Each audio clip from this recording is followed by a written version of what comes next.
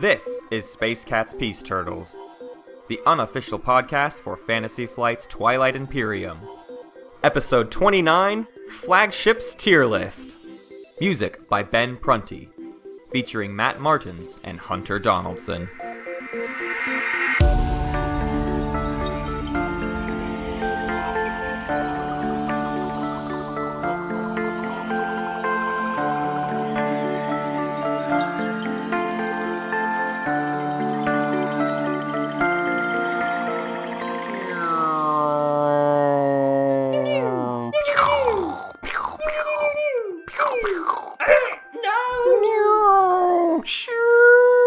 Today, I'm playing with a plastic piece. Today we're dumb, stupid children playing a dumb, stupid children's game. Welcome to Dumb, Stupid Plastic Pieces with Matt and Hunter. We are doing a dumb thing today. We're doing a dumb episode, and we're going to roll. I want to go ahead and put this into the teaser, the beginning of this episode, so you get all hot and bothered for it. We are going to roll actual dice in this episode. Wait, give me a clean take. Yep. Oh. Ooh. And I rolled a 9. It's an actual play podcast. Get ready. Move over, TI Renegades. You're not the only actual play in town. What are we doing today, Hunter? We are going to do a rundown. We're going to have a little bit of strategy and a whole lot of fun. So the first part of the episode, we're going to do a rundown of a kind of very vague, very kind of ambiguous tier list of flagships. Not necessarily giving you like an in-order ranking, but we kind of looked at all the flagships and we're like, these all go together, and we can kind of rank them in this order, and then these all go together, and these all go together. So it's not a strictly like A tier, B tier, C tier. Right. It's it's sort of like how if you listen to, it's been, ages ago, but when we did our theoretical tier list, we were very into like categorizing. Yes. All the tiers based on a very specific like kind of theme, and we've gone more into that and less into just a straight up value proposition. Right. And the reason we're doing this is this is another Galactic Council episode. Yes, they forced us. They forced us to do it. So we did another straw poll with.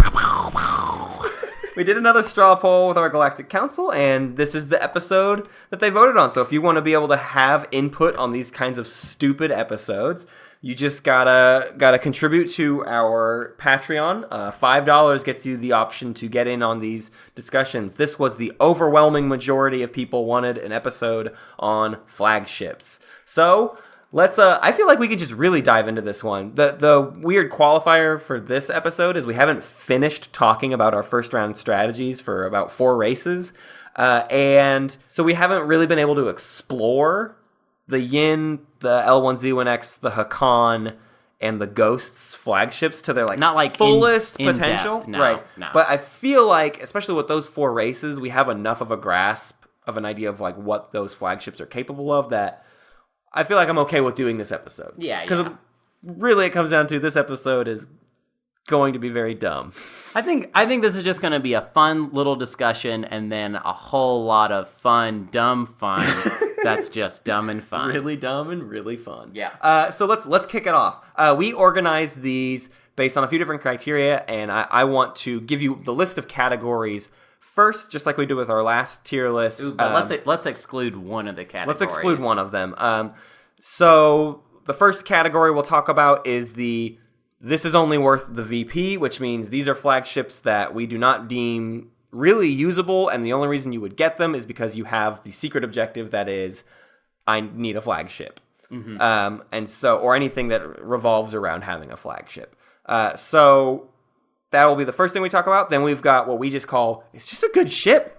It's a good ship. It's not like it's doing anything crazy, but like it's a solid ship, and why not have it in your fleet? It's like a good dog. You just got a good dog. That's a good dog. That's a good dog. I want to pet your flagship. That should be the title of the episode. Can I pet your flagship? Can I pet your flagship? We've also got our list of win more. We use that term a lot, but these are our flagships where it's like, hey, it's in the hands of maybe a good race or whatever, but the flagship itself is just kind of pushing you even further into what you do as that faction. Right. The next one is what we call essential to strategy, which is these are the factions where we are going to kind of consider your flagship a crucial part of how you play that faction. Right, but it's not necessarily like fixing a broken race. It's more like making what you're good at better in a way that's like, yeah, you need that. Yeah. And it's distinct from win more because it is more useful than win more. Win more, we typically consider it to be something where it's like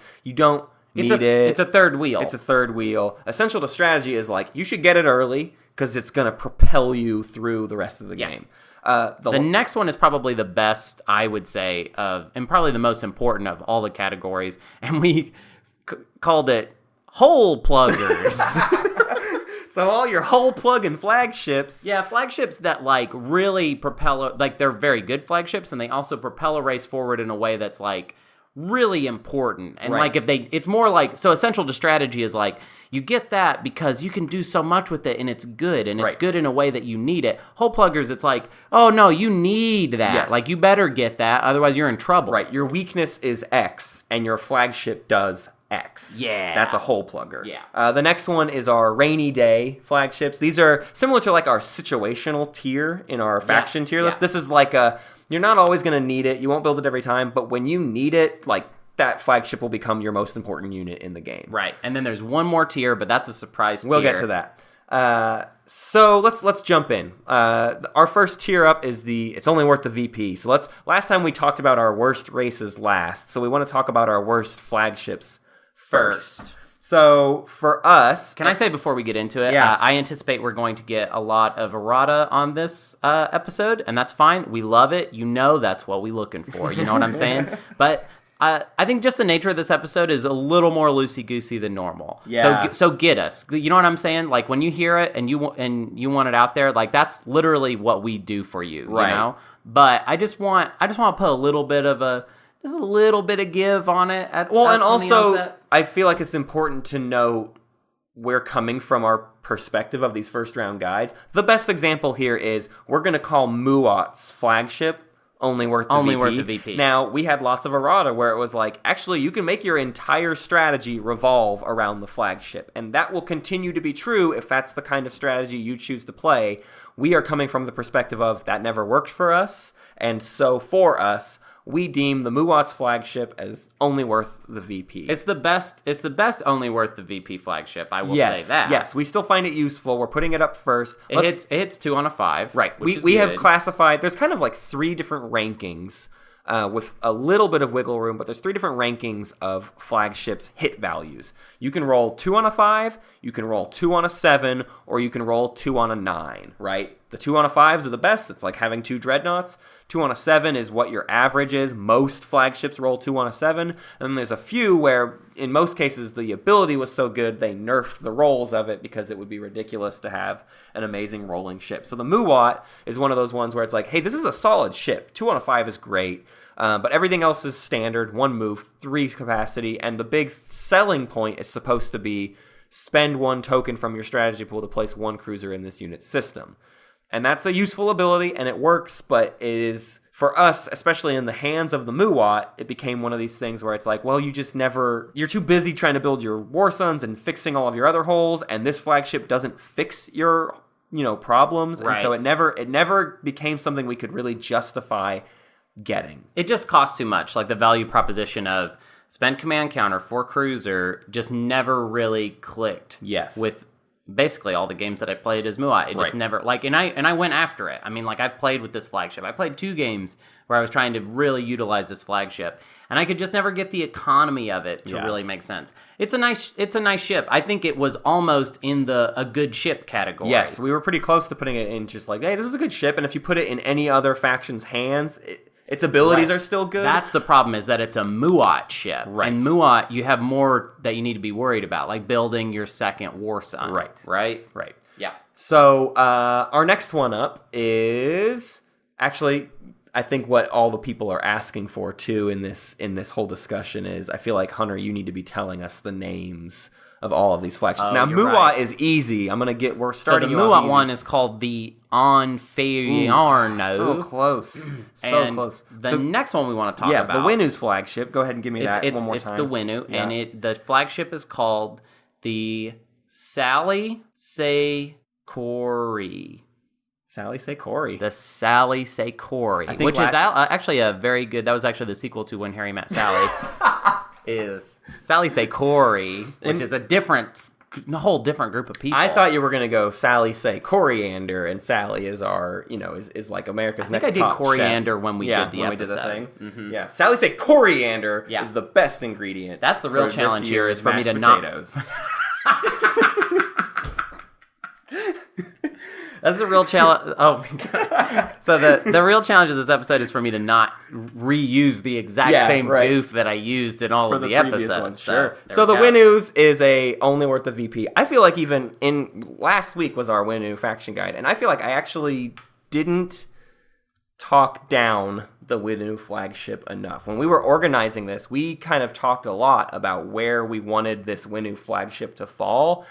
And the reason we ended up putting it in this category is every time we put it up against other ships in a similar category, it was always dead last in its category. Yep. And so it just didn't feel right to put it anywhere, but you know what? It ends up just not being worth it. The ability of it is when this unit makes a combat roll, it rolls a number of dice equal to the number of your opponent's non-fighter ships in this system. And it hits on a 7. So that's potentially a lot of dice on a 7. Yeah, the 7 was what makes it kind of unfortunate, is like it's, you might have a lot, but that means they're bringing a lot, which means that's a big fight already. And most people talked about this ship as its potential as a defensive ship, but then when you compare it to other defensive ships, I'm thinking Necro, I'm thinking Arborek, I'm thinking Extra. All of those are far better defensive ships than the advantages that this gives you, so it just wasn't going to fit into anything defensive for us. Like, yes, you can use it defensively, but it's not like it's putting you ahead of the game anywhere defensively. Yeah, and it's like another where I think in the hands of maybe another race, this might be a more interesting flagship. But in the hands of the Winnu, the poor, those losers, the Luzu, I call them, the Luzu. Yeah. So yeah, that is really the big problem with it. We almost put this in it's just a good ship because it's like, well, you might roll a bunch of dice on a 7. That seems fine. Mm-hmm. But compared to all the 5s on 2s that have other better abilities, it just never...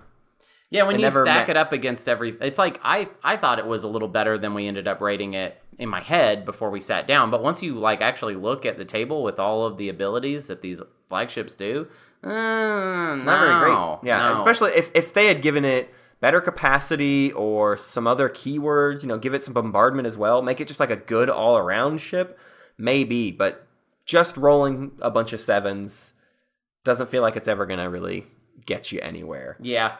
What, are you going to just throw it at like a big fleet just by are you just going to sacrifice it to get to thin a big herd? That's 8 resources you spent. Yeah. And and the Necro ship does that, or not Necro, the Yin ship does that better, right? So it's like it is not the best in any category. Yeah.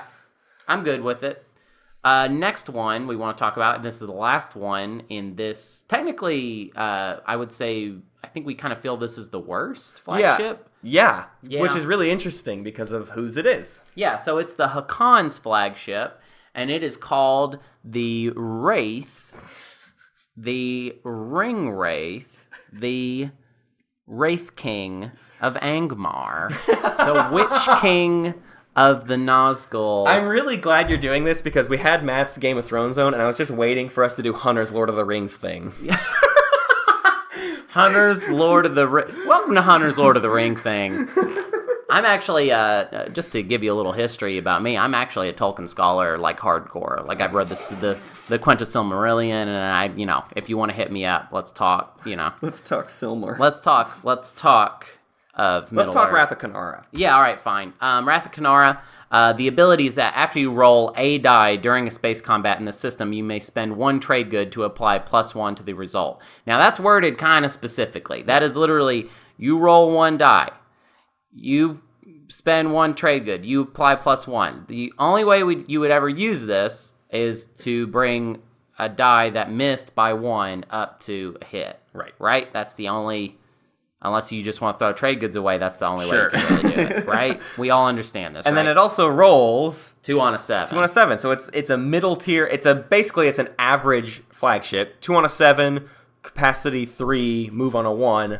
It is doing nothing special, and then its ability It's not fixing anything. Yeah. It's kind of only burning your trade goods, which as the Hakan, sure, you have lots of trade goods, but you could use those trade goods to build more ships rather than trying to improve a die roll by 1. I mean, I think realistically, Hakan players would, even if they had this for some reason, like, well, let's say they built it for the VP, like we're saying, you're not going to save any trade goods for it. No, specifically. you're not even going to use that ability. Yeah, it's not good enough for that. It's not like the barony ability. Right. Like it's something that like, oh, I guess I have a trade good left. Oh, you know, I'll get a hit. I'll give it this. I'm glad you brought up the barony's ability because it is relevant in that the problem with the barony faction ability is you have to spend that money before you do the rolls. Yeah. So at the very least, you get to see what you rolled and then spend the trade good. To fix it. But it doesn't matter. If you're supposed to roll a 9 and you get a 6, you don't have an ability that matters. Right. So yeah. And you have so many things. I realize Hakan's going to get a lot of money. We all understand that Hakan's going to have a lot of money.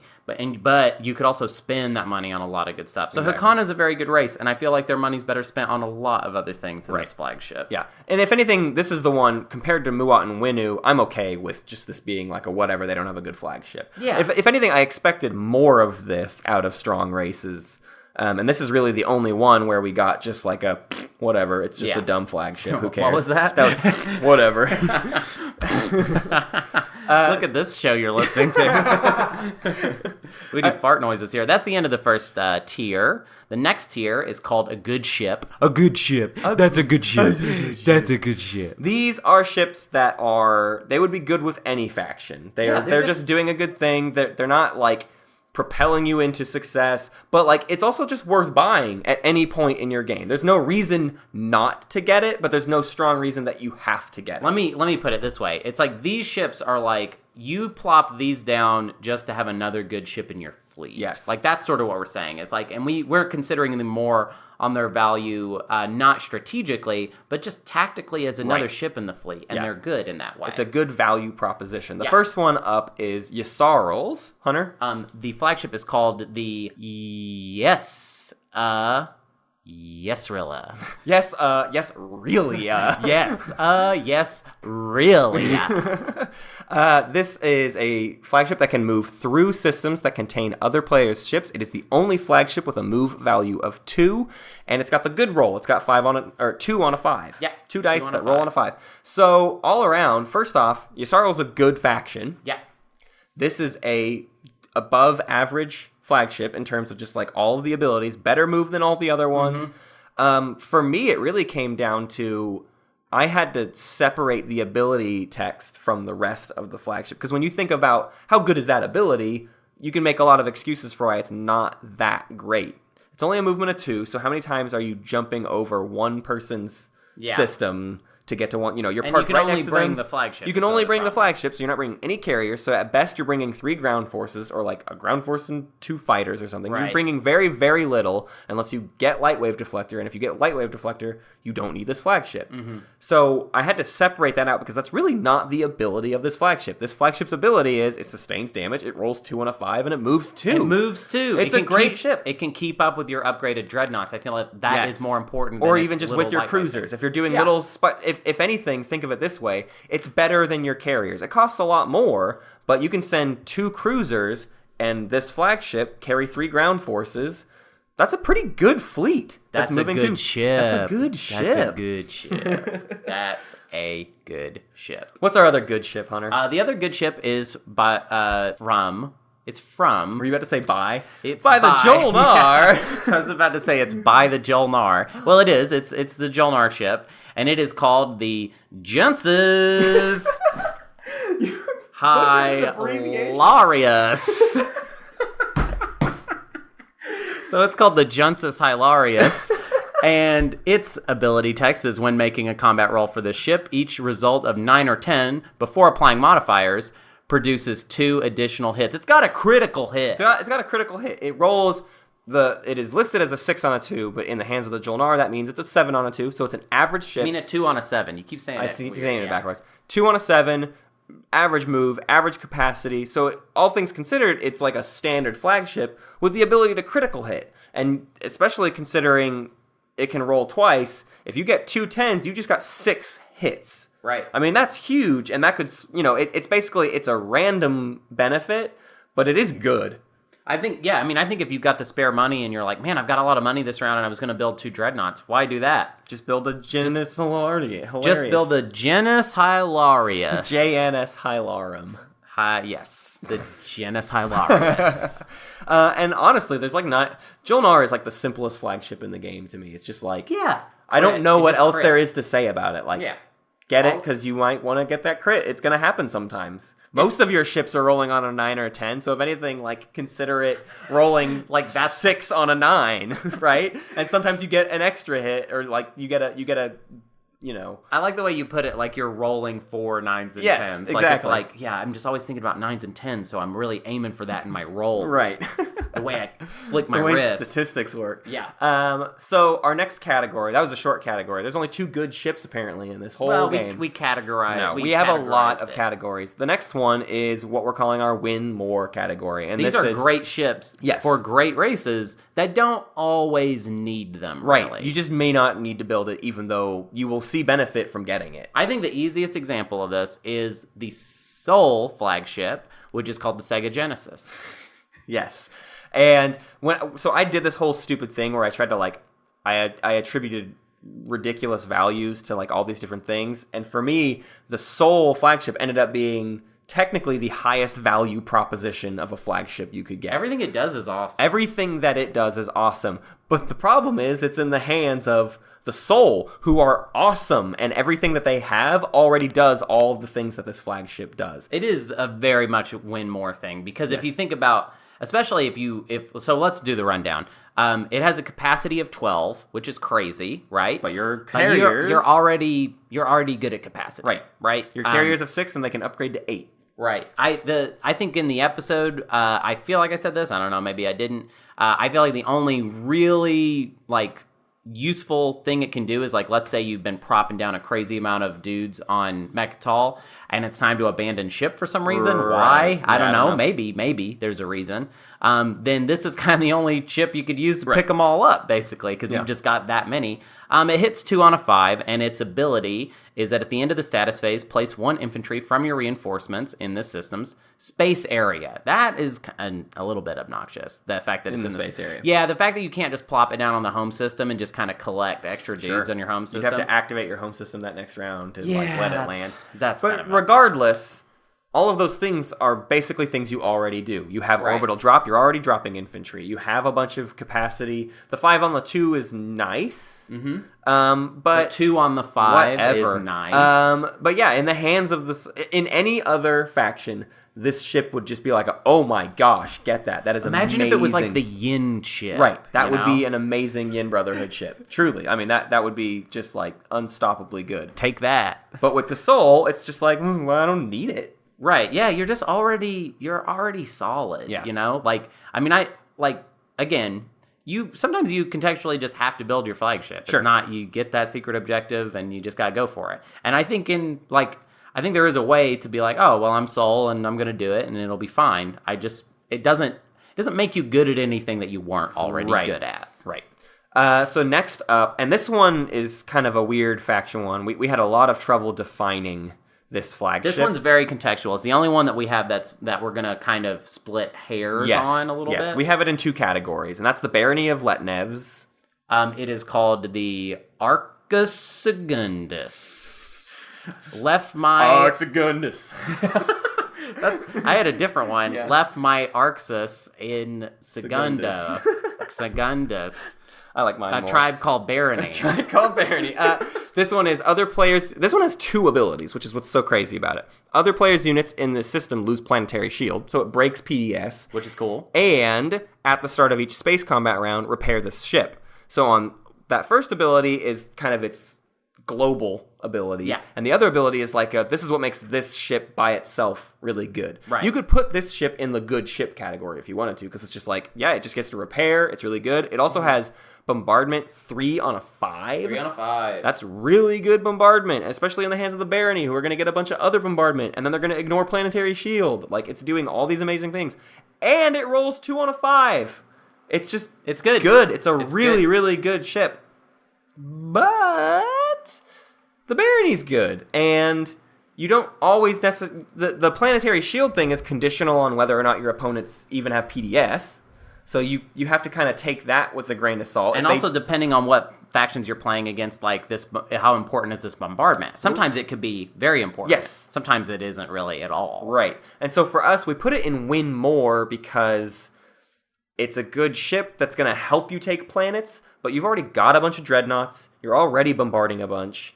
If the planetary shield is a problem, I don't know. You could almost put this flagship in like 4 different categories if you wanted to. It can be a hole plugger. It can be a win more. It's kind of everything. It's sort of like, you remember on the Barony episode how we took the whole thing in 4 different directions? That's kind of how we feel about the flagship. Exactly. Too. This flagship can be a bunch of different things. Yeah. So we'll talk about it again here in a minute to kind of get more specific about it. But just for us, it felt like it's just adding even more dice to what you're already doing. Mm-hmm. And so to that end, it's like, yeah, I mean, you might want it, but it's a win more. You do not need it, and it's not crucial to your strategy. I just know that I've personally seen other baronies build it, and I felt like it was a win more, and it wasn't like a kernel to their strategy. Right.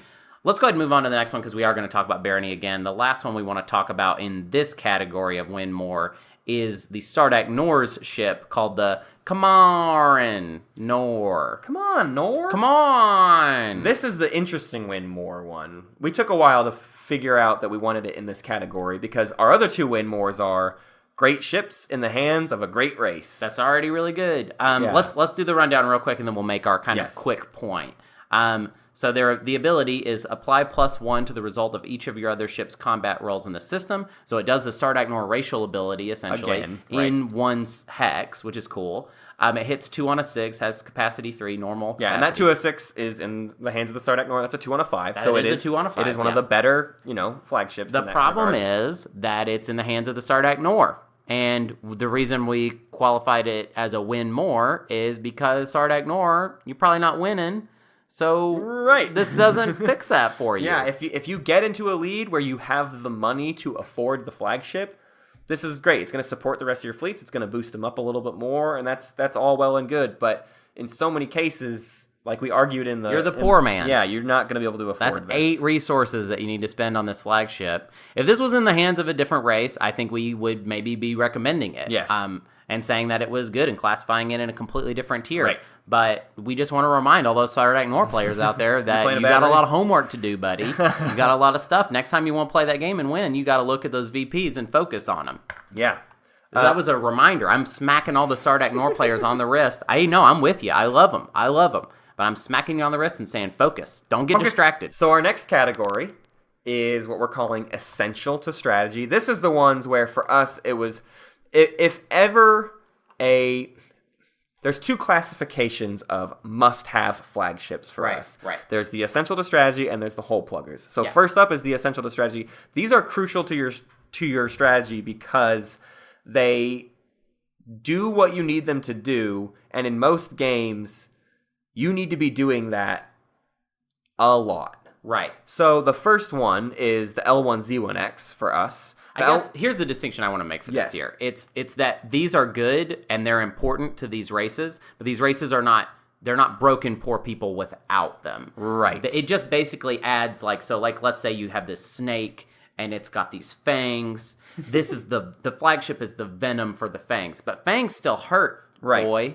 Careful. But when you have this flagship in your fleet, you're doing everything your faction is supposed to do. You're just scary. Honestly, we maybe should have just called it the lizards. The scary. The L1Z1 tier. Yeah. So the first one we're going to talk about is the L1Z1 flagship, which is called, how do you make this funny? It's called Bleep Bleep Bloop. And its ability is during a space combat, hits produced by this ship and by your dreadnoughts in this system must be assigned to non-fighter ships if able. It is the graviton laser system of dreadnoughts, which is just...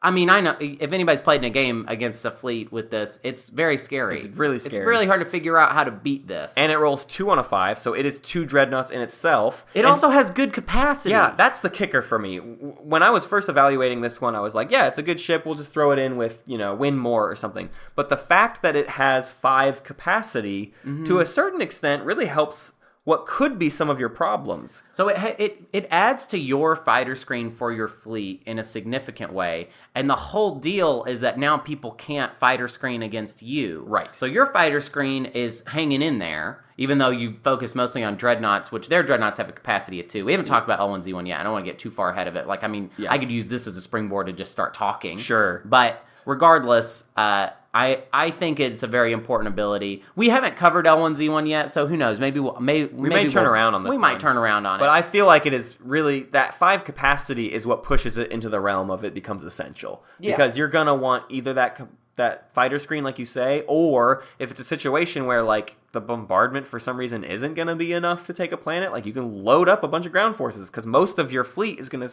be comprised of dreadnoughts as opposed to carriers. Yeah. And even though yours are better, it's still only 2 units per dreadnought. So this really helps throw that over the edge into like incredibly good territory. Yeah, I mean it's scary to face it. It's scary to face a giant dreadnought fleet with bleep bleep bloop bloop in there, you know? Exactly. God, I'm always so scared of bleep bleep bloop bloop. So afraid of bleeps and bloops. Bleep, bleep, bleep, the bleep. other one in this category, our other essential to strategy, is this is where we're already talking about barony again, because this is where we couldn't decide. There's going to be, basically it comes down to which type of Letnev are you playing. In our guide, we talked about 4 different Letnevs. And uprooters, if you remember, the flagship is essential to the uprooters. Exactly. And so, and even to a certain extent, for some regular barony games, depending on what you're up against, if you're up against a bunch of PDS, the flagship becomes essential. Without those 2 qualifiers, it's just a win more. But in those 2 situations, that planetary shield evasion, as well as the huge bombardment, makes it very, very essential to what your goals are in the game, which is tearing people off of planets and invading. It's the only flagship that we're going to do this with, where we have kind of put it in 2 different things. And I think in general, just in this discussion, all we're trying to say is that barony players just kind of look at that flagship and make when you play, make a real, like, what is this doing for me? Like, really sit it down and ask it questions like, how are you contributing to the company? Ask not what your flagship can do for you. Ask what you can do for your flagship. I'd flip that and reverse it. Sure. You know? Right. Like, ask what your flagship can do for you. Yeah. You know, what have you done for me? contributing? What have you done for me lately? Look at it like that. Look it right in the eye. So our next category, and this is our biggest category, and if anything, this is what, for me, I want flagships to do. To be, yeah. I want flagships to be hole pluggers. And these are probably the most important flagships in the game. All of these, I would put these as, the last category was essential to strategy, but these are the must-get flagships. Yeah. If there's any faction that needs their flagship, it's the following. Right, and so they plug a hole. Exactly. They plug a hole. They plug a hole, baby. I've been feeling Stop it. This is a This is a PG podcast. Ooh, sorry. The X-Cha Kingdom. They've got a hole plugger. Which, that one is called the Lankara Soda. Lankara Soda, which is a turtle. Coca-Cola Soda. Coca Soda. The ability is that you may use this unit space cannon against ships that are in adjacent systems, and it has a space cannon that hits 3 on a 5. It's like 3 PDS. Great. Three deep space cannon PDS. PDS that you can move around on the map. It is so cool. It hits 2 on a 7, just middling. Yep. Capacity 3, average. It's an average flagship outside of its incredibly useful and amazing ability. So it is not. So it's really, really great. And the most important thing is everything else you have at your disposal as the extra is pretty much purely defensive abilities. And as we've tried to express, this was our very first round strategy guide, and I feel like the structure of that episode lacked in our ability to express some things. For sure. And so I want to reiterate here, this is your offensive ship. This is how you take an offensive stance on the board, is almost solely through this flagship. The ability to strike out and fire at things, or anytime anyone gets close, you have this like mobile, because PDS can't be moved anymore, you have a mobile PDS, and it makes your borders so much more secure while also being an offensive unit. It is both things at once, and I will never play a game as extra where I don't try to get this as early as possible. There's just no way, because you need to be getting those types of offensive units. Yeah. It's just crucial. It's great. I think it's probably my favorite flagship, Yeah, actually. In terms of just what it does to the faction and like thematically how it feels. Or at least it would be not for our next flagship, which of course is my actual favorite. Just tricked Matt. He looks embarrassed. I'm so red. My actual favorite flagship is the Necros flagship, which of course is called the Dumbledore. You're a monster. Oh, no, sorry. The Mad Eye Moody. What are you doing, Albus? Mad Eye Moody's first name is Alaster, I think. Is it? I think it's Alaster Moody. You're scaring me. I thought it was. All right, fine. We gotta look it up. Yeah. Right. His Mad Eye Moody's first, so it's called the Mad Eye Moody from now on. Look at that actor. Look at him. All right, anyways, you can't see that. Why am I talking about that? Anyways, the ability... This is the best one. At the start of a space combat, choose any number of ground forces in the system. Participate in that combat as if they were ships. Non-fighter ships. Pew, pew, pew, pew. That's like 16 fighters. It could be a million. It could be, I think it could be a million. It could be infinite. It hits 2 on a 9. Who cares? It's bringing a bunch of 7s into the fight. Who cares? And maybe, can it be 6s? No. It could be if you stole... Yeah. If you stole the tech, right. Could be. And capacity 3, who cares? This is the ultimate defensive flagship, and it's great in the hands of the Necro because the Necro need that D. Yeah. They really need that D. Sorry. They need that D, and we brought them a hole plugger. I'm so sorry. They need that D, and I meant that in like a basketball way. Right. You know? D, and then the other person holds up the fence. Right. Right? Okay. Right. There we are. So, yeah, it is crucial to their strategy because you spend so much time playing offensively as Necro. You need this Alistair sitting back at home. This Mad Eye Moody. Yes. Wow. What a great Harry Potter joke, and we've all enjoyed it. We've all loved it. Especially the way that I messed it up and called it the Dumbledore, which would have been better. It's fine. Let's move on. Do you want to move on? Yeah, let's move on. All right. And you talk. I'm going to talk about this one. Hunter hates talking about the Nalu Collective. Yeah, I don't know. And I get confused about that. The Nalu Collective's flagship is a hole plugger. It is the matriarch, and it is during an... I was going to call it the Mommy Mommy. The Mommy Mommy. The Moomy Mama. Queen Mommy. During an invasion in this system, it's the opposite of the Alistair. During an invasion in the system, you may commit fighters to planets as if they were ground forces. When combat ends, return those units to the space area. The difficulty with Nalu is you invest a lot of resources into pumping out a ton of advanced fighters onto the board, and just, what do?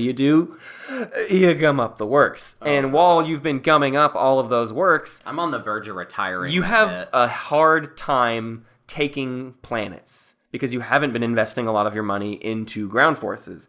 And so the Matriarch, throw that into the mix. It's got a capacity of 6, which is the second highest capacity outside the Souls. It's not rolling great, but you're hoping to get through the space combat, and this is what's securing your victory on the planet. Mm-hmm. And if anything, when used correctly, it makes Nalu one of the best factions at taking planets. I mean, if you pack this thing with fighters and then bring a carrier with 1 ground force and then 3 more fighters, that's 9 fighters that you're dropping on a planet. It's going to be most races will not be able to compete with that. Yeah.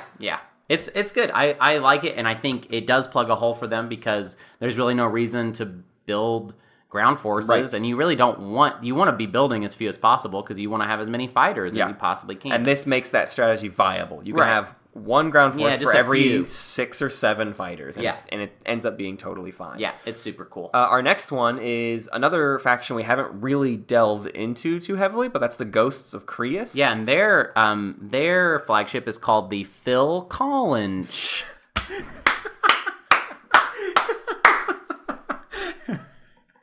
I feel like I took my time on that one. Yeah, you've been ready for that one. He's while I was talking about the Nalu, he just looked at the Ghost of Creus. I was just getting bored and looking at the other names.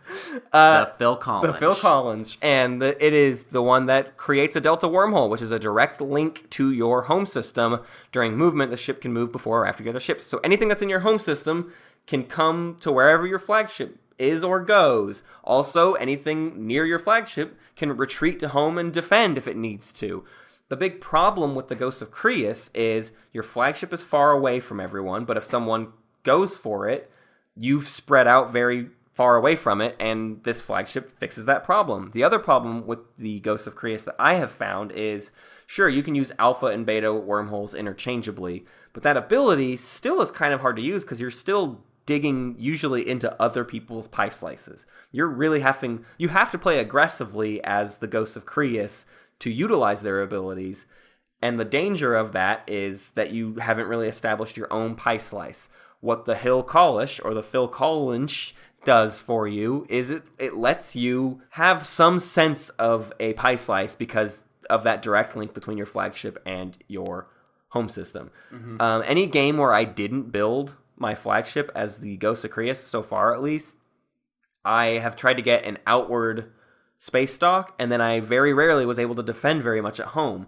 But if you play a game where you have that flagship out very quickly, you're just constantly pumping huge fleets out of your home system. It's always very well defended, and then they're jumping out onto the board wherever you need them. And it's a much more comfortable way to play the Ghosts of Creus. And so to that end, it's a hole plugger. You need to rein in your own mobility, and this ties in with your mobility in a way that actually benefits you.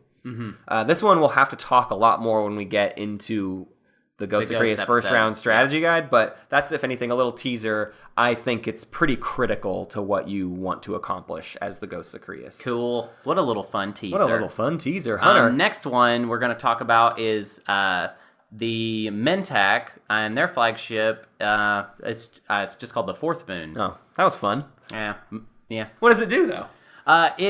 Its ability is that other players' ships in the system cannot use sustained damage.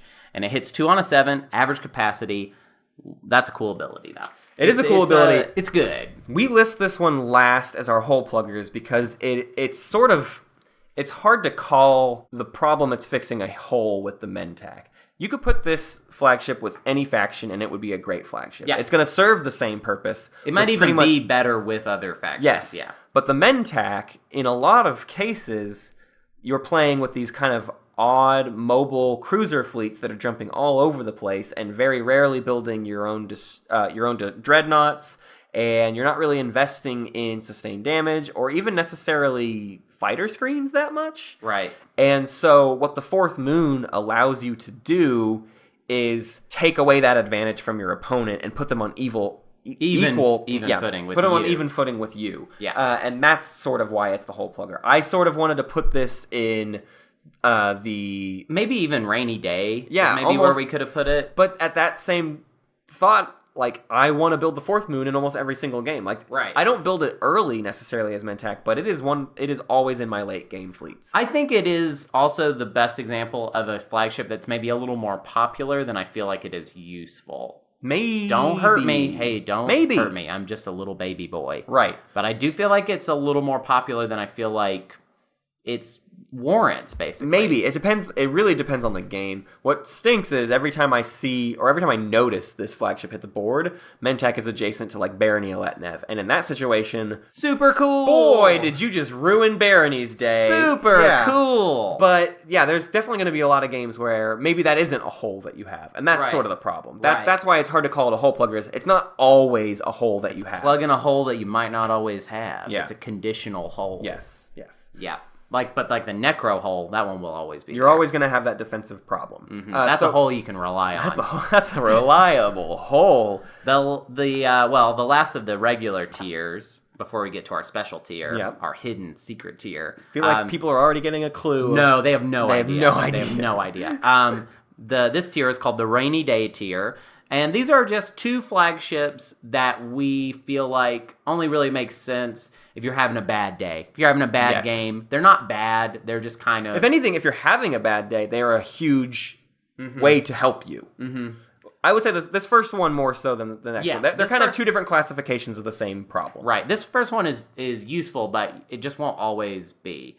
It's the Arbor X flagship, and I'm going to do a very local joke, and I'm going to call it the Duha McMenamins. Oh, that's fun, because in Portland, there's a bunch of those. McMenamins are all over. How fun for all you Portlanders. Only the Portland people maybe laughed at that. If they did, they probably didn't. Yeah. Well, what it does is after you activate the system, you may produce up to 5 units in this system. It rolls 2 on a 7. It has capacity 5, which is great. That's good. That's very good. And the big thing is... It almost has to. Yeah. To a certain extent, you could say this flagship could sort of be good with any other faction, just because it's like, I can build at the beginning of a turn. I can activate and build. But it's that fact that you have to activate the system that the flagship is in. It's purely defensive, right? You're never building and then moving out and attacking. Right. So it's purely defensive. And with the Arborec, the big catch with it is you can build 5 ground forces and then build out of those 5 ground forces at the end of the turn. Right. So you get to double down on production with this flagship. But hopefully, if you've been playing Arborec and having a decent game, that's why we call it Rainy Day, is you should have your production should be fine. You don't usually need to improve your production. Honestly, if Arborec was a better race in general, instead of like kind of having a slow start and then it being a little bit difficult into the like late game, I think we would probably classify this as a win more, basically. Yeah. But because I do feel like it has a place as a like, oh man, okay, we're going to start over with the flagship, basically. Yeah. The Muat was next to me, and they bombarded out. I had my forward like snowball going, and somebody like literally burned it to water. Or you decided to take a position on Mechatol Rex, and the Mechatol nuke agenda hits. Okay, we got to like really find a way to quickly rebuild. And the Arborec flagship lets you quickly rebuild. That's like its primary function. The other Rainy Day, and this is kind of the other side of the Rainy Day coin, is the Clan Asar. Hunter? It's called the Son of Pog. Oh, the old 90s toys. Is that what you're going for? That's the so... Son of Pog. What a throwback to all of you people that are exactly our age. It's has no ability. Yeah, that's the weird thing about it, is it's the only flagship with just... There's no ability text. But it does have anti-fighter barrage 4 on a 6. Yes. You roll 4 dice. You want to hit 6s or higher. Yeah. It also has great combat, 2 on a 5, and then average move and capacity. This was a really hard one to decide where we wanted it. We couldn't decide exactly where to put this. Yeah. But I think we settled on Rainy Day because, honestly, the only reason you ever need the Son of Pog is because someone's going to come at you with fighters. You got Nalu, or you got a Soul who decided to go heavy into fighters. Anything like that. Like, this is your Rainy Day fund of, okay, well, those fighters are eventually going to be a problem. And you're SAR, so you're going to be able to just like kind of decide on a dime that like you want to go ahead and build it. Right. Like there's no reason to forward invest in the flagship. Right. Yeah, you never build it early. You build it as soon as you are going to need it. Even if you get chaos mapping, you literally build it the second before you need it. Like it is not even a thing you have to think about as long as you keep those 8 resources available. It's a very easy, just like, oh, time to bring that thing out and fix my fighter problem. Yeah. So Hunter, now is time for our final secret tier. There's one faction we haven't talked about. There's one faction flagship we haven't talked about. It's a fan favorite. I want to tell people this is not just a bit to Hunter and I. It is a bit, and it's a thing we love to do, and I Oh no, there's some truth to the bit. There's a lot of truth to the bit. So Hunter, the Yin Brotherhood is what is left. Right. What is the category we've given? It's in a tier all on its own. It's just like the faction itself. Right. And we stand by that. For like it's funny, but also we feel like the Yin is just such a separate outlier race from all the other races, and we're calling their tier the gun on the table tier. Yes. And Hunter, that sounds like a joke. Explain what that really means. It'd be like the Yin Brotherhood, like flagship, is kind of. It's just so. It's the most meta flagship that there is. That's the it is biggest much thing scarier as a threat. That's why we say gun on the table, not shooting your friends. Just the threat that it sits there. It's just like you're playing poker and somebody has a gun at the table. That's a little scary. If you cheat against the guy who has a gun on the table, what's going to happen to you? Let's talk about its abilities. It's rolls... called the Van Huge. People have been waiting for that one, too. The Huge Van. The Huge Van. It's a VW, buddy. And it rolls bad. It's a 2 on a 9. It's average everything else. Capacity 3, 1 movement. But here we go, baby. When this ship is destroyed, destroy all ships in this system. It is a nuclear device. Yes. And the important thing to note with that is when we were trying to put it in other categories, here's the thing. It is not. We're going to go through each of the categories and explain why it is not in those. Yeah. Let's go backwards. Rainy day. Well, if you're having a rainy day, this flagship isn't going to help you because all you're going to do is blow somebody up. It essentially, you could make an argument for it being a rainy day flagship for the table. For the table, not right. necessarily for yin. Yes, you can. The person who's running away with it, you can kneecap them. You can crush their hopes of winning the game. But that doesn't do anything for you as the yin player. But it can be effective for the entire table. Is it a hole plugger? Is there a hole that yin needs to blow up more of their own stuff? Is that the whole, man, yin just not blowing up enough of their own I'll say stuff? this much. This is where the kind of meta-narrative of it takes its strongest precedent. People like to talk about the huge van in terms of like it can defend Mechatol or it can defend your home system, because I'll talk about the Mechatol thing first. If I've got a Van Haug sitting on Mechatol Rex, I could have that be the only ship sitting there. Mm-hmm. And what it forces the rest of the table to decide is someone needs to activate Mechatol Rex, and if you don't have Warfare, someone needs to activate Mechatol Rex, send ships in, blow them up, so that somebody else can come in and take Mechatol Rex. The only way to take advantage of it is to have fleet logistics and Warfare, and even then that's not enough time. Right. Like, you cannot attack the Van Haug and win. Yeah. It is impossible. So Yeah. all you do is open up the path for somebody else. So to that end, sure, you could make arguments for these weird meta-narratives where it's like, oh, these two players decided to work together to give one player Mechatol Rex. It's just so much scarier as a threat than it is Exactly. as a useful... What will usually happen is the Van Haug will just sit there and no one will ever attack you Right. because it's not worth doing. And in that way, it kind of does fill that hole of just like, what is the yin doing? How are they defending anything with their crazy destroyer fleets and their odd, play style? Well, at least they can defend Mechatol Rex. And Yeah, just but sit at that there. point, you're playing Calvin Ball, which is meta. Like, Yes. you're just saying, like, oh, I don't, anything goes. Yeah. Yeah. And that has to do with, like, your own personality as a player factoring into The it. Van Haug is not essential to your strategy because just throwing a nuke at someone is not a strategic. You thing. make the argument. Yeah, You do give it to me. You're not winning anymore because you literally cannot take and hold anything with the Van Right. Haug. You are never, ever, ever using the Van Haug offensively. Right. To your own gain. You can use it offensively to destroy someone, but you cannot use it for your own gain. Right. And it's not a good ship. It's not a good ship. It Done. rolls on a 9. You're not Done. you don't really use it to win combat. It's not a good ship. Yeah. Is it only worth the VP? In some cases, Well, wait. yes. Can you score... Because you technically draw. Oh, right. The two objectives, win a fight with your flagship, you would not, it's impossible. Well, yeah. So, you would draw, obviously, if it If was it just blown didn't, up. Like, if you didn't, If right. you got to build it for the VP, and then... I'll say this much. The flagship itself is not helping you win that fight. No. With its 2 dice. Not at all. on a It's 9. taking up a fleet supply, and it is not helping. Yeah. And if you try and sustain damage with it, someone might direct hit it and then blow up. Yes. You just lost the fight. No, So it's not worth it is the hardest flagship to win that objective with. Yeah. But that's why we call it is a gun on the table. It's a, It has all these meta implications look, that we can't even account for the it's number so of scary. ways. Yes. It's so scary. All right. All right, let's get stupid. All right, let's now get we're really gonna do stupid. something really stupid. So we have built a tournament, a basketball. I don't know why I keep calling it basketball. It's That's just the only sport that's got tournaments. Yeah, it doesn't make sense. So we have built a tournament bracket, and we are going to do for you, for some reason, a 1v1 flagship v flagship tournament live right here on the podcast right now. And so what we're doing in this is let's we're assuming all of the capacity is filled up with fighters. So we're bringing fighters full up to capacity with every single ship. And we're just seeing if we can win a space combat. Obviously, this ignores a lot of the different flagships' primary benefits. This is goofy and stupid, okay? Turn your brain off. Just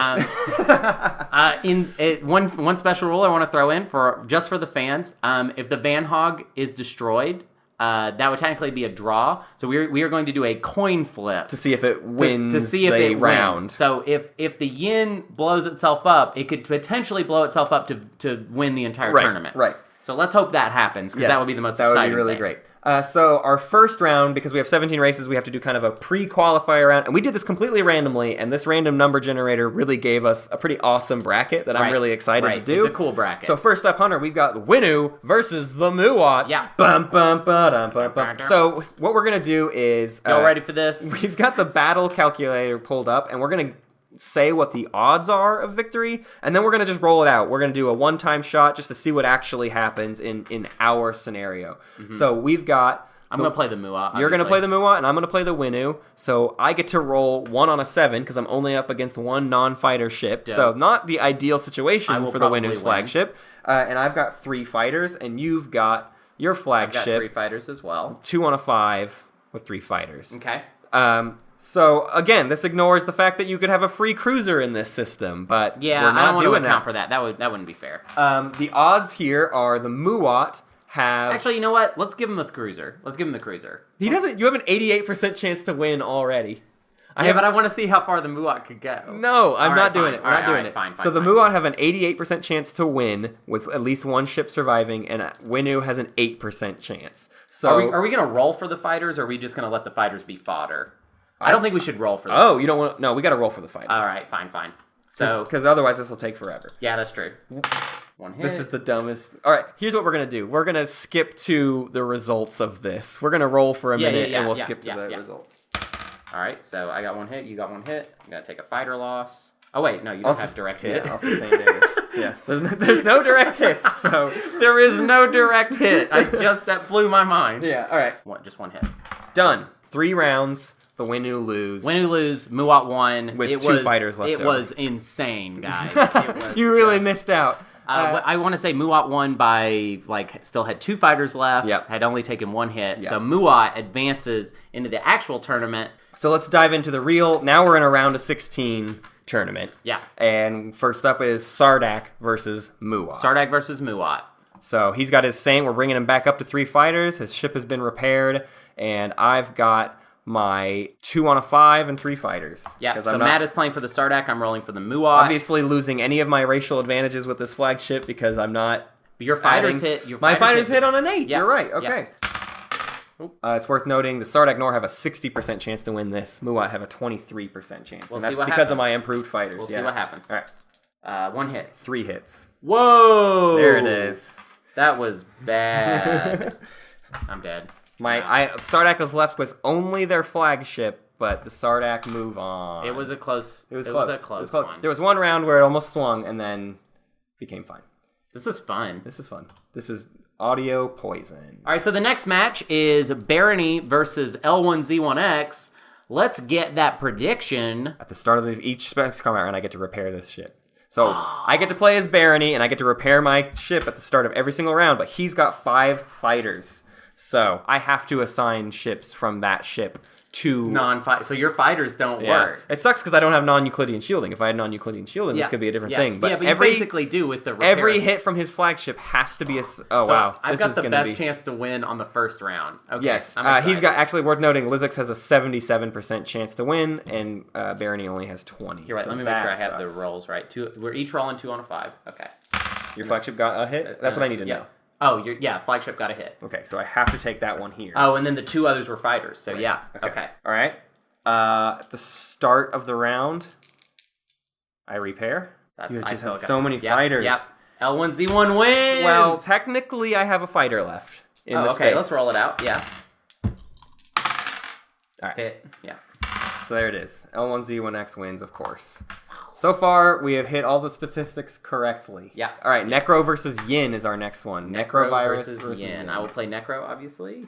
That will be not a good flagship. This won't be good. Yeah, actually, Necro will not win. But Yin probably. It sucks because we could normally assume you have ground forces, but that's not what we're doing here because we are not playing realistic scenarios. No. We're playing goofy time. Both of these are bad. Yeah. This is going to be crazy. Yeah. So yeah, okay. So right now the battle calculator is telling us it's a 52% chance of a draw, but it gives him a 0% chance of winning because it's up against the Yin's flagship. So again, reminder, we're going to be flipping a coin here to determine what happens if he does beat me. But really, we're rolling the exact same things right now. We're rolling a bunch on a 9. So 5 on a 9? Yeah. No hits. 1 hit.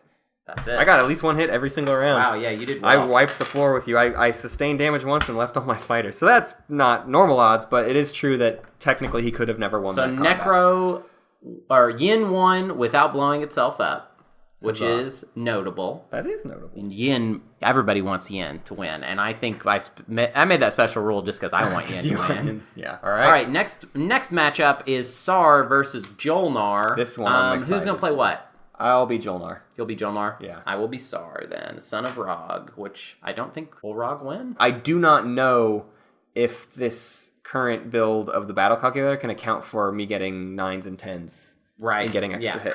How would it? Oh, wow, this is a crazy matchup. This might be... Yeah, this could be big. But your anti-fighter barrage will certainly crush me. 4 on a 6. Let's roll it. Oh. No hits. I got so lucky. Wow. Okay, Sar had a 95% chance of winning this fight, and it's probably exclusively because of you were supposed to get some hits there. So, all right, I got 2 hits. I got a critical hit and then a hit on a fighter, so 4 hits. That's game. That's it. That's game. Wow. Defying all odds. Wow. The Jolnar pulled out with 1 lucky hit. Wow, man, that Sar one could have gone all the way. Yeah. Could have gone all the way with that anti-fighter barrage. Really. That's crazy. So yeah, Jolnar wins. That's the upset. First upset of the tournament. First upset of the tourney. All right, here we got. Next one is Extra versus Nalu. How do we want to simulate the Extra space cannon? Do we want to? We do it. Yeah, we can do it. Right. And we won't do plasma scoring, so it is just 3 on a 5. But just like Sar, you'll get to fire 3 before. They start with upgraded fighters. Worth noting. I mean, their fighters start better. So yours are now on a 7 or on an 8 instead of a 9. Okay, that's good. Where's Nalu? I want to see how many. They have 5. 5 fighters. 6. 6 fighters. Yikes. Baby. And Extras is on a 3.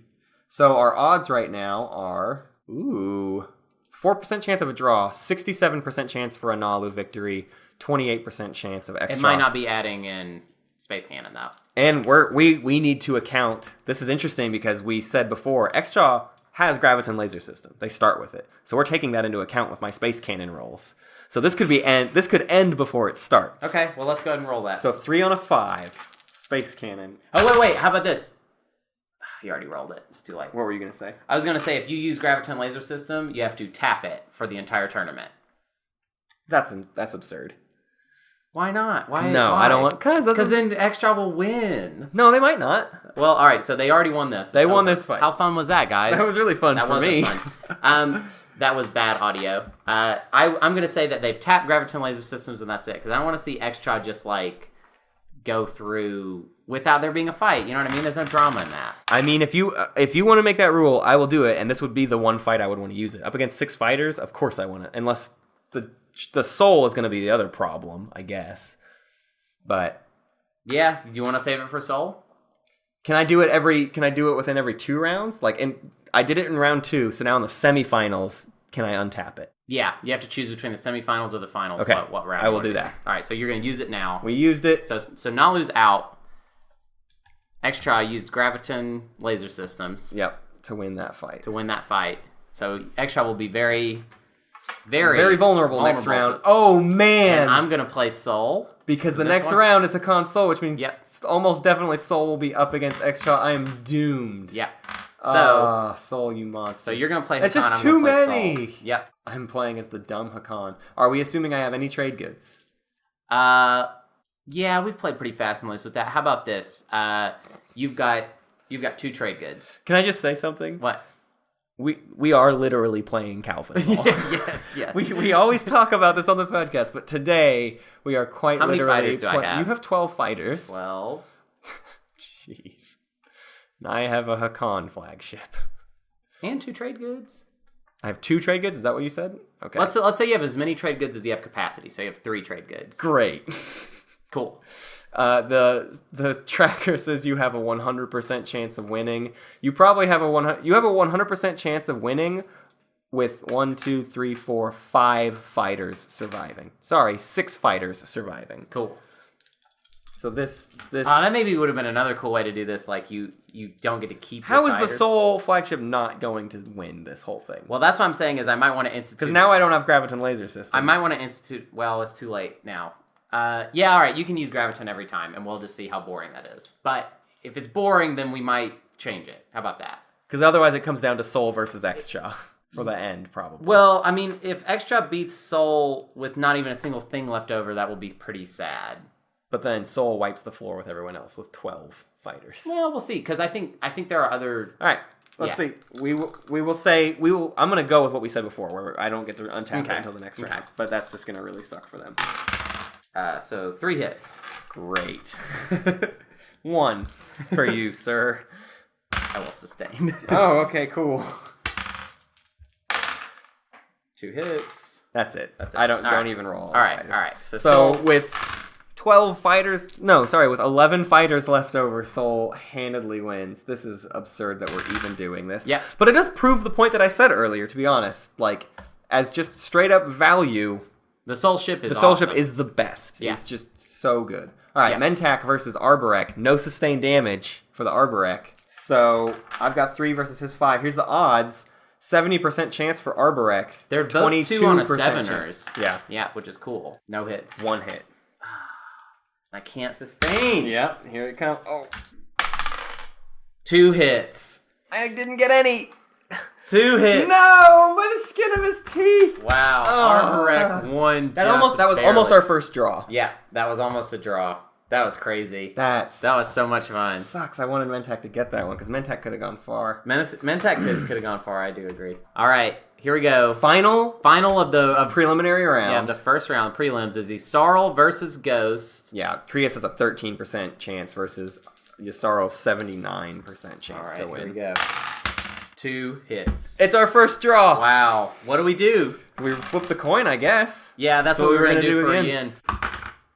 Yssaril. Yssaril wins on a coin toss. Yssaril wins on a coin toss. First draw. Well, and the odds were crazy. Like, yeah, I should not have gotten there. You should have not have gotten that draw. That was really defied the math there.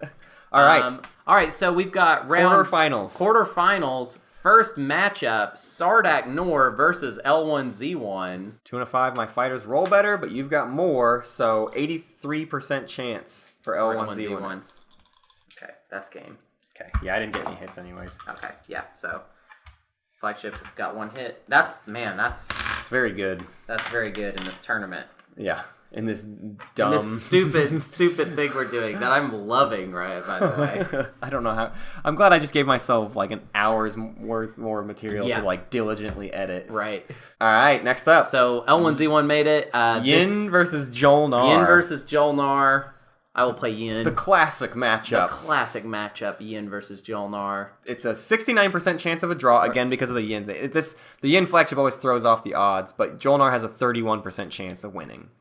No, sorry. Yin has a 31% chance of winning. So somewhere in there is what Jolnar's odds are. But again, we're making up rules. Just 5 on a 9. I got my crit. So the Van Hog blows up, and we're just doing another coin flip to see if it... Well, wait, so what happens, though, if in this tournament... Did you get 2 hits? I did. Well, I got 2 hit, or I got a hit. Oh, no, I had a fighter. Oh, okay. If you only got 1 hit, then it's not. All right, so the Van Hog blows up, so now... Van Hog, Jolnar. Come on, Van Hog. Van Hog! No! And the Van Hog makes it to the next round of the tournament. Here's what I've learned in this tournament so far.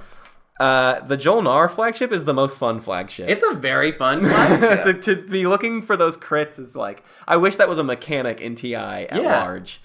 Yeah, just like old critical. Shock Trooper thing. Yeah, that was cool. That incentive to get a crit is just really important. So Yin, the fan favorite, the favorite to win. Yeah, because it could come down to Yin versus Soul, and then it's just a coin flip. Because Soul will definitely win. Yeah. Here we go. All right, so Extra versus Soul. Oh, this is the one I've been dreading. This one's pretty rough. So I don't get to use my Graviton. I mean, that's what we said. Yes. I'll stick to it. That sucks. Oh my god. It's just unstoppable. It is pretty much unstoppable. Yeah. There were a couple ships I was like, that could maybe have stopped it. I like, though, if Extra makes it through this, which they can't. There's no way. Again, it's 100% chance. Let's Graviton Laser System it. I want that. I don't want it to be 100% chance. That's boring to me. Let's Graviton Laser System. All right. I get to use Graviton Laser System again. 3 out of 5 to see if this even continues. Happens. Yeah, 3 out of 5. Yeah, 1 hit. But I only got one so hit. it comes... Okay. You could even take a hit on a fighter, theoretically. You wouldn't, no. So yeah. I didn't kill it, so that's it. So the soul's days are numbered. Here we go. I mean, Xjaw's days are numbered. Do you have your right amount of fighters and stuff? Yeah. I mean, it says 100%, but that's not actually true. You know what I mean? There's no such thing as 100% for rolling dice, you know? I mean, it's like 99.99 and it rounded up. Yeah. Yes. That is the truth of it. 1 hit. I already got it. You take 1 hit. I left him with 9 fighters. I think a good rule for this would have been maybe that you don't get to like refresh your fighters every time. That would have been good for Soul. But it was too late. By the time I thought about that, we'd gone so far into the tournament that I was like, there's no way we're going to remember. All right. So Arborek. Last quarterfinal is Arborek versus Isarl. And I think I want to play Arborek. 5. Okay. Oh. So 65% chance for Arborek to win, 25% chance for Isarl. All right. We haven't been keeping track of who of us is winning, by the way. Oh, yeah. Well, who cares about that part? 1 hit. Arborek. All right, Arborek. Gets out again. It's just having all those fighters. Yeah. I mean, that's going to do it for almost every race. Mm-hmm. Okay, semifinals. Semifinals. I'm going to put on some like dramatic music now. Okay, provided good. by Ben Prunty. Good. And here we go. So here we go. The first semifinal round: L1Z1X versus the Yin Brotherhood. Obviously, fan favorite Yin Brotherhood. Yeah. Will they win it on a coin toss? Right. That's the only way they could. The only thing that can happen. What's funny about this one is it lists it as a 100% chance as a draw. Only meaning because you're gonna crush. Because there's no way. It assumes there's no way for Yin to win. Right. Which means the Yin ship will blow up. 100% draw. I'm excited. This is why we're doing this. All right.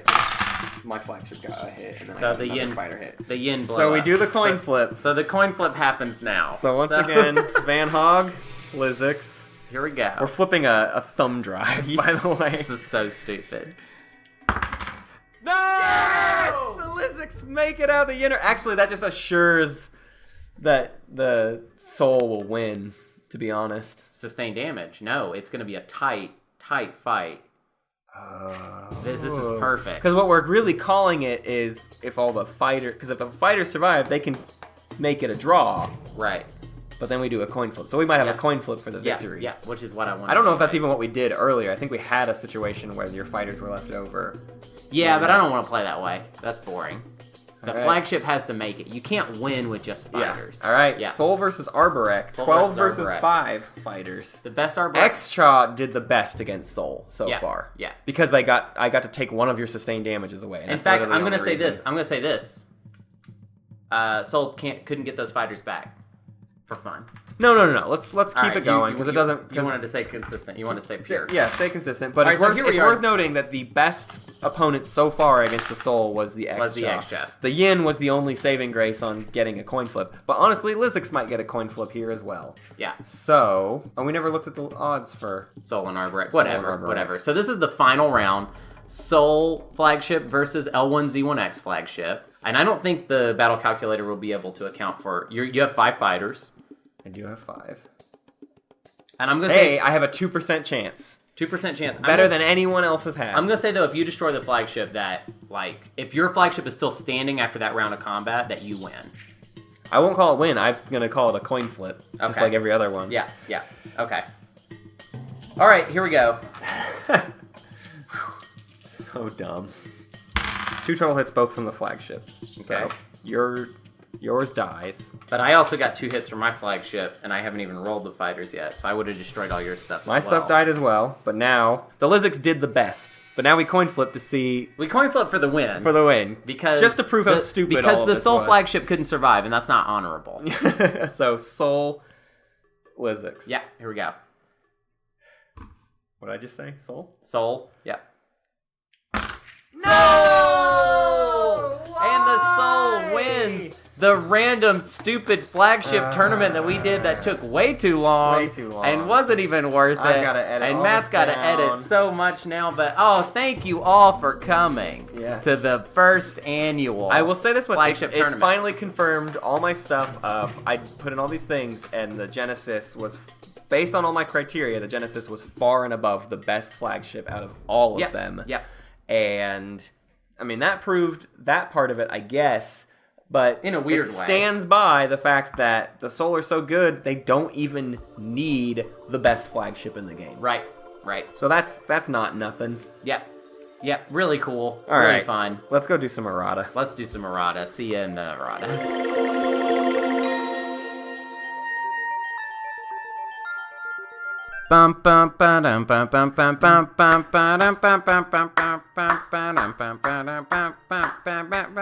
Y'all ready for goofs? The Winnu are bad. They're a bad race. Let's talk about the Winnu because they're really bad, and it's not as much fun as what we just were doing because this is really depressing when we talk about the Winnu.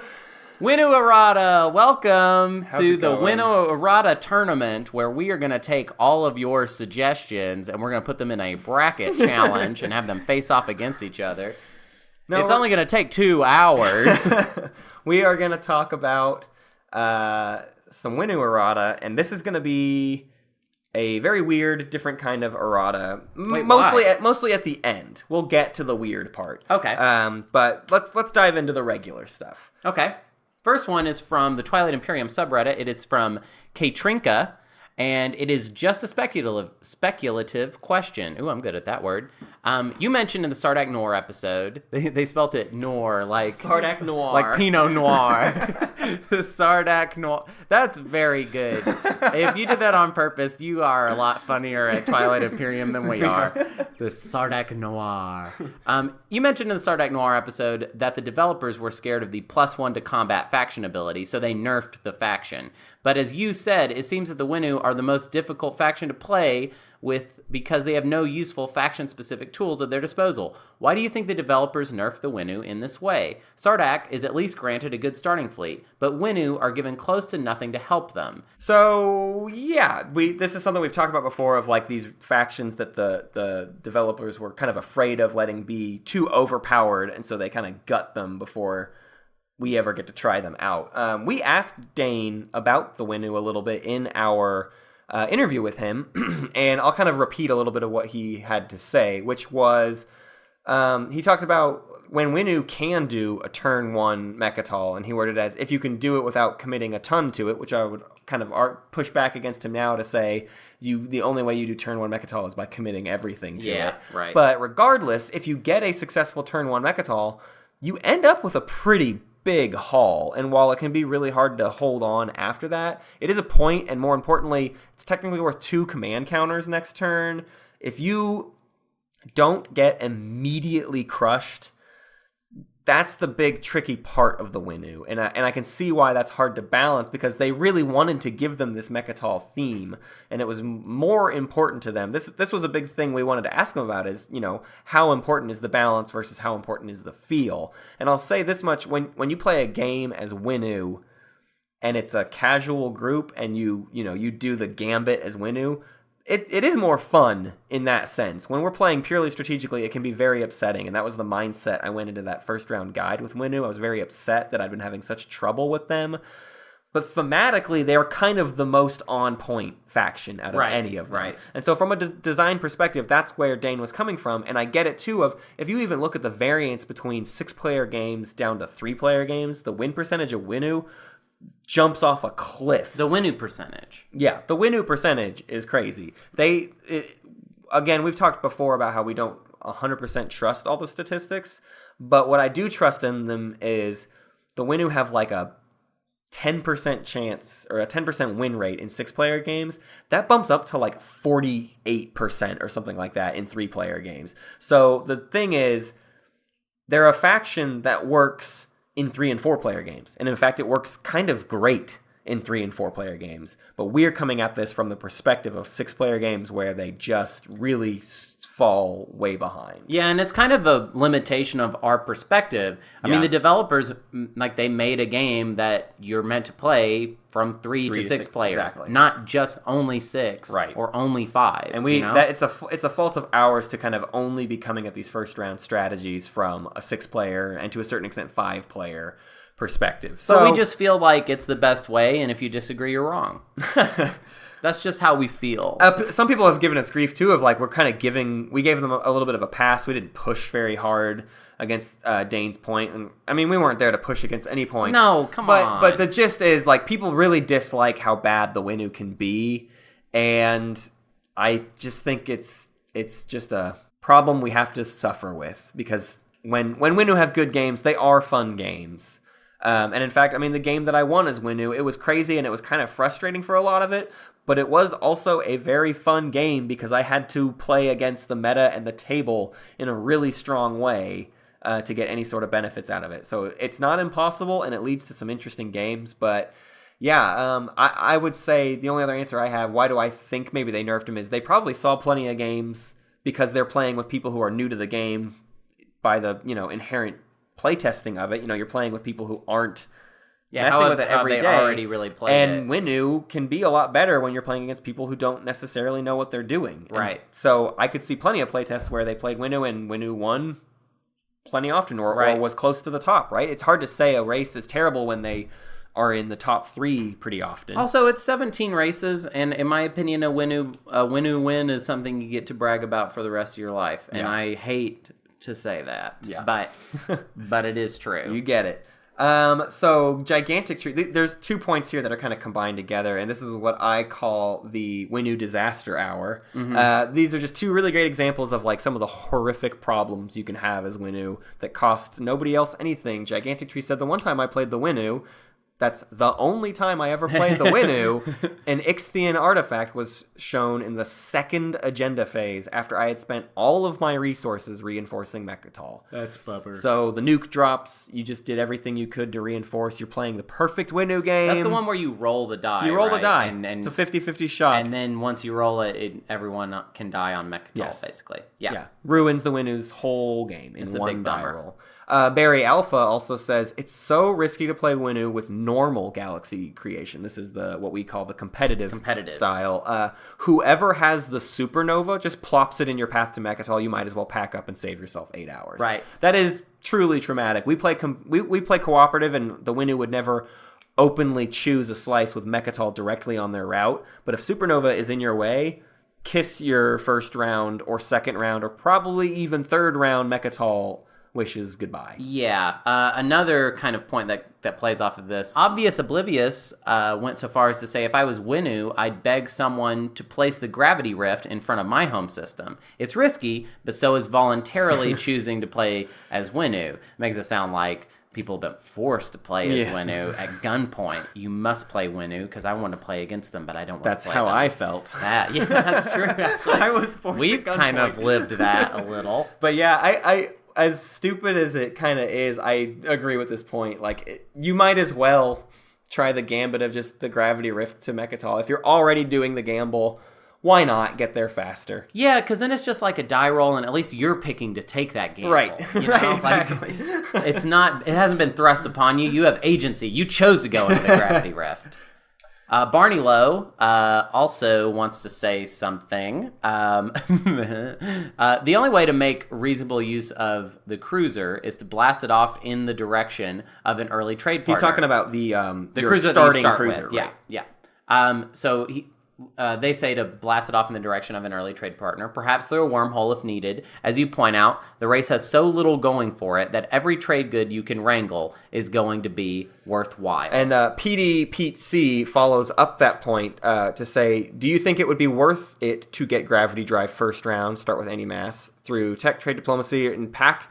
Just park your cruiser on Mechatol to discourage anyone else from rushing there. You should then be able to get there round 2 with a gravity-drive carrier. So I dropped the ball on the cruiser. I didn't write down in my show notes to specifically talk about the cruiser, even though I had done a lot of thinking about what to do with that starting cruiser. Because you start with so little, every unit matters. And I just feel like I really, really did you guys a disservice to not include some cruiser discussion in what you should be doing with that first cruiser. A couple of the games I played as Winnu, I really, really wished I had moved my cruiser out with my first fleet And then when I pulled the warfare token, I wished I had sent my cruiser to Mechatol, because I do think that is something you can do to at least hedge your bets a little bit better. This is a big blocker against Federation of Sol. If you're racing Sol, if you get that cruiser there round 1, you just improved your chances of getting to Mechatol by quite a lot, because the Sol does not have quite enough to fight into a cruiser. Yeah, you're bringing a carrier and 2 fighters or something? Yeah, that's I mean, it depends on how you split it up and how early they saw that the cruiser was going to be there. Sure. But so I think that's a huge play to do if you're racing someone. If not, absolutely get that cruiser out to a trade partner. For a while, I toyed with the idea of like, well, you should just leave your cruiser behind because that might be the only thing defending your home system. Mm-hmm. And that is technically true. If you have a Ghosts player that looks like they're going to come try and blockade your home system turn 1, put the cruiser there, because the last thing you need is a destroyer sitting in your home system and ruining basically the entire rest of your game. Right. But if you don't have anyone that is close enough, get that cruiser out and get a trade buddy, the best one you can possibly find. Right.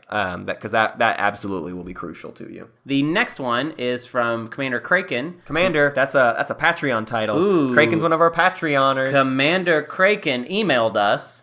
And they're saying to first take a blue tech to start the game. They're talking about Animass, I guess, right? So this is he prefaced this as, this is Commander Kraken's Winnu blue opening. This is like the option of a blue opening if you choose to go for it. Cool. So first, you take the blue tech.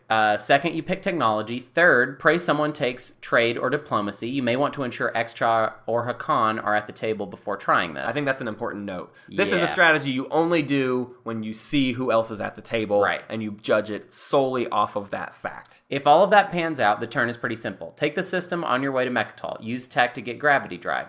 Then make some money off of trade or diplomacy. You can offer 3 for 2 or something stupid to Hakan. Maybe throw in a promissory note. You may be able to entice Ghost or someone to come over to be your neighbor for a good deal. If that works, you can then use your 5 to 6 resources to build a little expansion fleet in your home system. And if you build off warfare, great. Either way, you're set to fly into Mechatol on round 2 while keeping something behind to develop your pie slice. This is something that I didn't put enough consideration into in my guide because I just thought Sarween into Hegemonic was too important.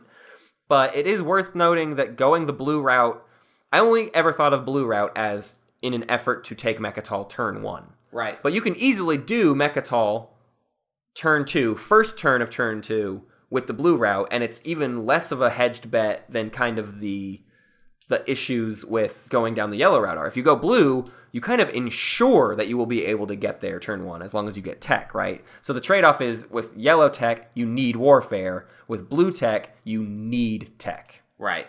So either way is a toss-up, but this is certainly a fairly stable approach. As he points out, you are getting some stuff in your home system. Now you got to, again, get the money to do that, but because you took tech, you don't have to buy anything off tech.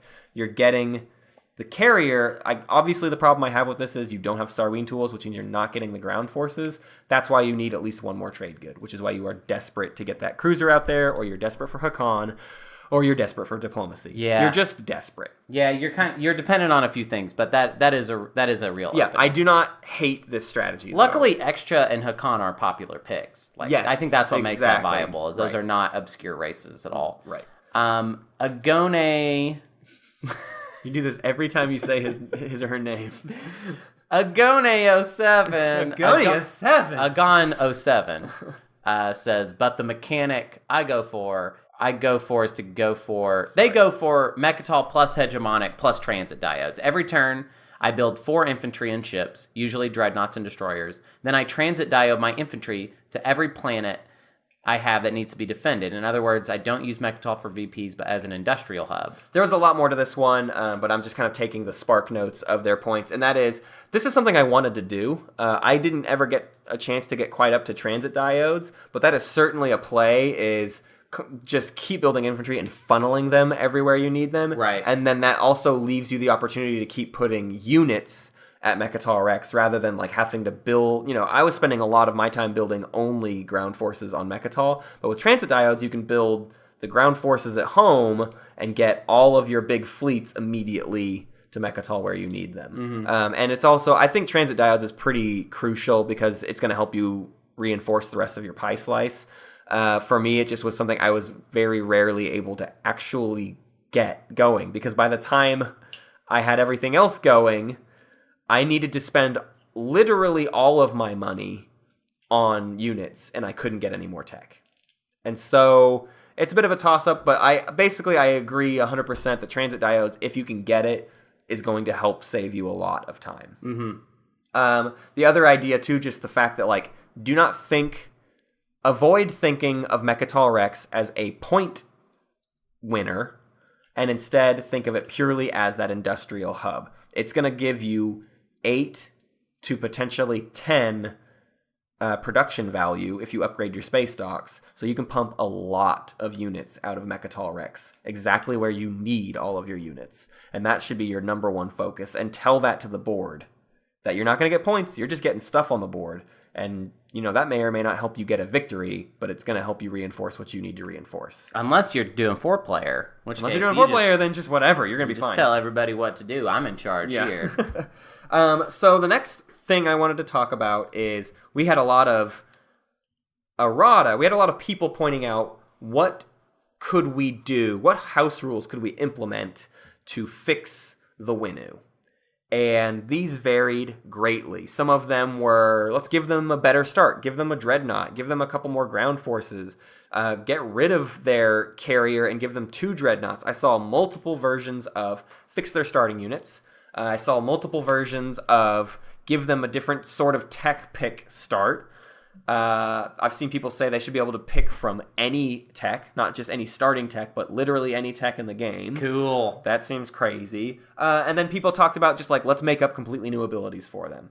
And all of that's well and good, but I don't find it particularly helpful because I'm never going to actually implement any of those things. Yeah. Because I don't want to have to give some new player to my group, or even some experienced player to my group, a faction sheet and say, but this is completely wrong compared to how we play. Right. And I don't actually like doing house rules that are just like little minor adjustments to factions. I mean, it might be included in the Space Cats Peace Turtles special Fan expansion. Sure. Faction. Fan. But no, it's not something that we want to do. I will say, if you as your own group are looking to fix something, the 2 primary arguments I've seen are fixing the start fixes most of the biggest weaknesses of Winnu, but it doesn't fix the primary problem of Winnu. And the primary problem of Winnu is if you lose Mechatol Rex, you have nothing. And so a lot of the fixes that try to fix their abilities, they always focus on like giving you some other way to take back Mechatol, or giving you something instead of needing Mechatol. And all those are well and good, but it's just like, that's not what the designers did. And for me personally, I don't love like crazy wackadoodle abilities. For me, almost every single faction of the game has an ability that is just an inversion of a core rule of the game. You just take a rule and you flip it on its head, and that's how that faction works. And that's basically how Winnu works. And so when you try to add all these other crazy rules just to try to like give them something better, I don't know. It's always too complex for me to want to implement into my own game. So when it comes to fixing Winnu, I think your best bet is the best fix to Winnu is to play a 3 or 4 player game with them. Yeah, that's a fix. I'm tired. Yeah, we're tired. We're exhausted. We just rolled a bunch of dice. We did 2. Yeah, next week is going to be fun because we have an interview with Larknob. Yeah, long-time listener, long-time contributor. Because he's been playing Twilight Imperium since before it existed. Since before he played Edition 0, which is when it was a dream Christian T. Peterson had, and he was in the dream. Blognob like sort of reverse engineered Twilight Imperium. It's Inception, but it's Twilight Inception. Yeah, he's Leonardo DiCaprio, and Christian T. Peterson is Cillian Murphy. Is that how it works? Sure. I don't remember the end of the movie. I just remember those snowmobiles and guys wearing jackets. Boy, that was fun. It was like the bad guys are just guys wearing big jackets. It's like 007 GoldenEye all over again. Hunter, give us the rundown. That weird. All right, you can go to our Twitter for game updates, and you can also go there for announcements. That Twitter is the Space Cats Pod, at Space Cats Pod. You can go to our Facebook for announcements and questions. You can go to our Reddit, You can go to the Twilight Imperium subreddit for weekly posts and episode discussions. You can go to our BGG Guild for more episode discussions, and you can also get a look at our calendar, which we frequently updated that calendar last night. We are updated all the way through June now, through mid-June. There's made a lot of commitments on my behalf. A lot of commitments. We're really hoping to, once next week's episode is done, we want to hammer out the rest of these first round guides. Yeah. So we're going to try our hardest to finish all of the guides immediately after this tournament video. The tournament episode kind of has a timing window on it that we have to capitalize on, because the sign-ups for the Gen Con Twilight Imperium tournament are coming up on May 6th, and we will talk more about that next week. But start getting ready, May 6th. You can email us at spacecatspieceturtles@gmail.com, and what we really like to get in our email is This Imperium Life submissions. This Imperium Life 3 is probably coming up eventually at some point. I wouldn't know. I put it on the calendar as immediately after the first round guides. Cool. That would be our second week of June episode. That's good. You can also send us Play of the Weeks there. We love those. You can feel free to contribute to our Patreon and help make this podcast better, and also help us get to Gen Con and make the coolest video ever covering the Twilight Imperium tournament there. We are really, really excited about the potential there. You can join our Discord, Spacecast Peace Turtles, for fun conversation, memes, and just Patreon stuff. That's where we do all of our... This episode was a Galactic Council episode again. I forgot it was. Yes. What was this episode? This was the flagship episode, Hunter. And we had our... Galactic Council vote on it, and the way they voted on it was I sent suggestions, and they gave us more suggestions for episode ideas in that Discord channel. So make sure your Patreon is linked up to your Discord. You do that through your Patreon settings, and if you do $5 or more, you can be in on those discussions. And please rate us on your podcast app, whatever that be, especially Apple Podcasts / iTunes. That is very, very helpful to the show and us being discovered and people discovering Twilight Imperium. And this week, we want to thank 3 very special Patreoners: Emissary William, Space Pope Effin Dragon. That's how I read it. That's how I read it, too. Jesper Person, thanks. Thanks so much. Thank you very much. You. Do you want to do the play of the week, or do you want me to? I think I did it last week. I don't remember. Doesn't matter. I'll do it this week. You should do this one, because this is your fellow guy. Matt's Game of Thrones zone. Livestrong Bellwasp. He didn't even actually submit this one to us as a play of the week, but so now we're just stealing them. Well, it was just a really, really good example, and I want to use it. So please don't get mad. I'm sorry. My latest game included the Winnu. I ended up winning as the Letnev. Everything went right for the Winnu, including some things that were illegal. One. What, like in life? Like, he killed a man. One, he took Warfare. Lodor was on his way to Mechatol Rex, so he was able to land on Lodor as his first action. Number 2, the Hakan were in the game and took trade. They traded 1 for 3 with the Winnu. Whoa. But that was enough for him, the one trade good that they needed to be able to get Gravity Drive. He started with Animass. Then the Yin hit Diplomacy on their second action, allowing Winnu to refresh their home system and Lodor for 6 resources worth of planets. Then the Winnu used Warfare with Gravity Drive and took Mechatol Rex at the end of round 1. He left his cruiser on Lodor. I misread their ability and let them use the space dock that they gained to immediately build units, so he got to build a Dreadnought and 2 fighters. Then the 2 revealed objectives were spend 8 influence and spend 3 command counters, so holding Mechatol Rex was pretty great for those objectives. Yeah. Round 3, he took Imperial and shot up to 5 victory points. 2 Mechatol Rex points, 2 public objectives, and one of his secret objectives was having 4 PDS. All of which were on Mechatol Rex due to a law that let us place as many PDS as we wanted on a planet. At this point, the Nor and the Yin... The Sardak Noir and the Yin Brotherhood carved up his pie slice like Poland. He was left with no planets other than Mechatol Rex. Without his home system, he couldn't score any public objectives, and somewhat sadly, his control of Mechatol Rex meant that he couldn't draw additional secret objectives. No one took Imperial besides the Winnu player, so he couldn't use someone else's secondary. The yin and the noir fell back and let him start crawling home like a critically injured Fortnite teammate. But at 5 victory points, with everyone else at 2, he and I were tied, and I didn't want any competition. So at the cost of 1 command counter, I launched 2 of my non-Euclidean shielded Duranium armored Dreadnought 2s through a wormhole and hit the Take Back My Home System fleet containing his only carrier and ground forces. That is so mean. Yeah. I easily won the fight, crippling him for another 3 rounds. He did manage to score another 2 victory points by taking Imperial and limping along, and he did take back his home system in round 6 to great applause. But it was the action before I got to 10 victory points and ended the game.